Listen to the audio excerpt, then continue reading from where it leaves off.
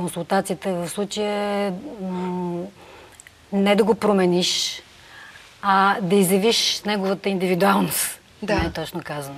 Което е най-ценното. Да, което е най-ценното, защото за мен добрият стил е всъщност да се възползваш от малото до толкова, колкото да извадиш най-доброто от себе си. А не сляпо да я следваш. Не, в никакъв случай. Другото за мен е обезличаване, когато сляпо следваш. Даже има много такива недобри примери в тая насока. Добре, ако дойде наистина клиент при теб с знанието как точно иска да изглежда, а ти виждаш, че това не е добрия вариант за него, трудно ли ти е да го разубедиш и да му обясниш, че не е това вариант? Всъщност обикновено му показвам, защото това е най-добрият начин. Когато направиш няколко предложения и самият той види, просто хората виждат разликата. По някой път не могат да обяснат защо, но виждат причината и разликата и това, което искам да им обясна. И това е най-хубавото в моята работа, че особено когато имаме доверие, когато сме работили с един човек по-дълго време, първо се познаваме много по-добре. Второ, той като ми има доверие, е убеден в това, което аз му казвам. Нещата стават постепенно. Не стават от раз при всички случаи. В чужбина има една такава услуга, която предполага следното. Да кажем, идва чужденец в България. Исках да те попитам дали я има при вас. Идва чужденец в България, не познава съответно София, има известно време престой тук. И има човек, който се грижи за това да му намери, да му купи билети за кино, да го заведе, да му намери заведение, където да е вкусна храната, да е такава, каквато той би искал да хапва. Тоест, грижи се за абсолютно всичко. Ако му трябва такси, нали, за, да кажем, 2-3 дни, не само от точка А до точка Б, той да му намери или кола, някакъв превоз. Тоест, грижи се за него през целия престой тук. Вие предлагате ли такава услуга? Всъщност, моята услуга е обгрижване на клиента по отношение на неговата визия. Нормално един човек, който идва в България, не познава нито София, нито България. Да има човек като мен, ако му се налага да пазарува нещо, независимо, защото аз имам една от услугите ми е пазаруване на подарък. Също така че мога да му бъда много полезни и в тази насока. Освен това, знам къде мога да намеря нещо подходящо за него, зависимо от това, което той иска, а той естествено да не го знае. Така че това е част от услуга. Това е също услуга и за такъв тип хора. Дори тези, които идват от провинцията, по повод абитуренски балове или по някакъв друг повод да пазаруват, тази услуга е също и за тях.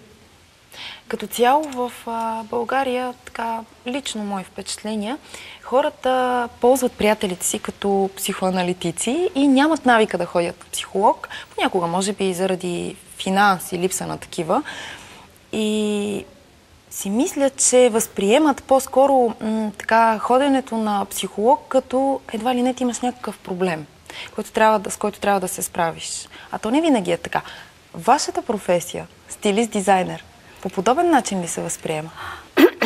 Ами, по принцип, наистина българина като цяло смята, че разбира от всичко, което мисля, че ще се промени за в бъдеще. И част от моята професия е да докаже, че ако оставим професионалиста да вършат тяхната работа, нещата ще бъдат на много по-високо ниво. И това е нормално по света, защото достатъчно да си добър ти в това, което правиш най-добре. Така че мисля, че това ще се промени за в бъдеще. Това е моята идея. Надявам се, че ще е по-скоро.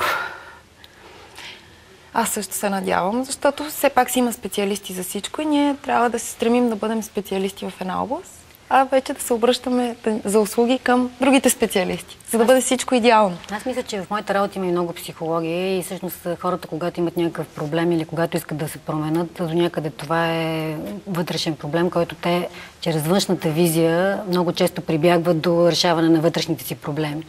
А по някакъв път пък е много важно, че това им носи самочувствие и удовлетвореност, което пък винаги го излъчват. И ако могат по този начин да го придобият, няма нищо лошо в това. Това е най-естественият начин, по който ти може да се чувстваш добре и комфортно. Най-бързият начин, бих казала. Деси, кажи ми, при теб може би предимно идват хора, които имат по-нестандартни фигури. Да, това е опция за тези, които наистина имат по-нестандартна фигура. Им е много трудно да си намират по някакъв начин облекло. Така че аз мога да им съдействам в случай, кое е най-подходящото за тях и къде евентуално биха могли да намерим и какъв стил да бъде. Някакъв конкретен случай, който да ми разкажеш с по-нестандартна фигура? Имам няколко такива случаи. Имах една клиентка, която с така нареченото бразилско дупе, което е по-изявено и наистина за такава категория хора е по-трудно да се намира облекло.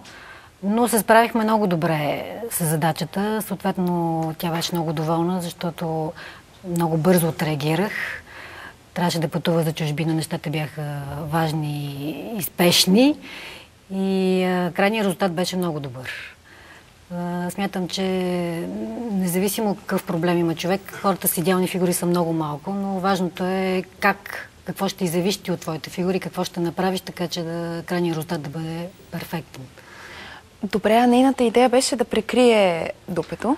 Ами, не толкова да го прикрие, колкото тя се притесняваше от това, че трудно си намира дрехи, от разликата в талията, примерно и ханше в случая се получава и много малко дрехи стоят добре.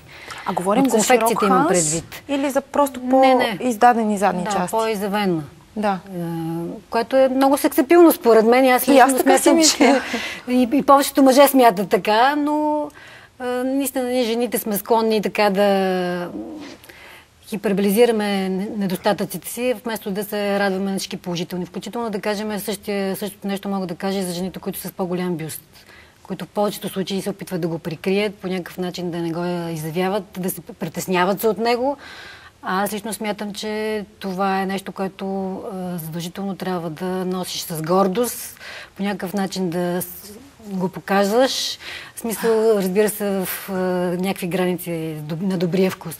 Аз си мисля, че може би това се получава при жените, които имат естествено голям бюст, защото още в пубертета започва да идва притеснението, че ти имаш пък с ученичките ти нямат и леко се прегърбваш. А тези, които си слагат силикон в една такава по-зряла възраст, имам преди вече си пораснала, нали? Вече си жена, те гордо го носят, пъчат се.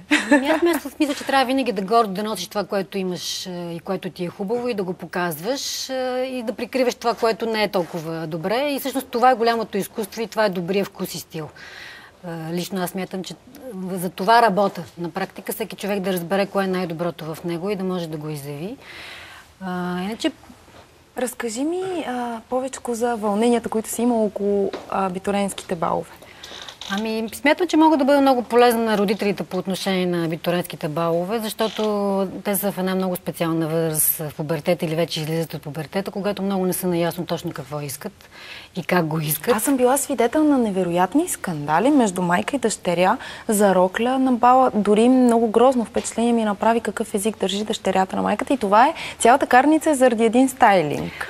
Ами аз мисля, че точно в тази насока мога да бъда много полезна, защото аз съм професионалист, мога по някакъв начин да насоча момичето, кое е най-доброто за него по много по-добър начин и по много по-професионален начин. Аргументирано да я обясниш. Аргументирано, да да примери, да дам възможност да се види сама отстрани. Освен това не смятам, че добрата дреха е най-скъпата дреха. В смисъл такъв, че в случая не е въпроса колко пари си хвърлил, за да има добър краен резултат. И от такава гледна точка мисля, че мога да бъда много по-полезна, отколкото един родител, защото взаимоотношенията между родител и дете са съвсем различни. И наистина се стига до много такива драматични и драстични ситуации, докато от моя случай, с моя помощ, нещата мисля, че ще бъдат много по-лежерни, и в крайния резултат ще бъде възможно най-добрия за двете страни. Като цяло, какви сте впечатленията? Напоследък така абитуриентките все по-голи са на баловете. Това е като някаква мода ли се е наложила? Аз не знам. Ами има някаква такава тенденция, но това е според мен, те първо няма собствен изграден стил. Освен това искат и да демонстрират, че са вече пораснали. Така комплексна е цялата. Много зависи дали искат, примерно, това да е туалет, който никога повече да не обличат или да е нещо, което да е практично и винаги добре да изглеждат с него и да го ползват, примерно, за други официални случаи, което според мен е доста по-удачен вариант. Да, защото иначе една вечер хвърлят се един куп пари, а роклята остава в гардероба за спомен. За мен е много важно момичето или момчето да се чувства комфортно. Значи, ако той никога не е ходил с костюм и сега изведнъж се опиташ да го облечеш в костюм, той самия не се чувства комфортно и това се усеща и се чувства и никак не е добре. По същия начин и за едно момиче, ако до сега е ходила спортно облечен и изведнъж иска да бъде като една фолк-звезда, също ще се усеща и няма да се чувства, ще бъде много смешно отстрани. Значи трябва да се намери някакъв баланс между това, което има като фигура, като възможности и това, което иска да бъде. И за да може наистина крайният резултат да бъде най-доброто за нея.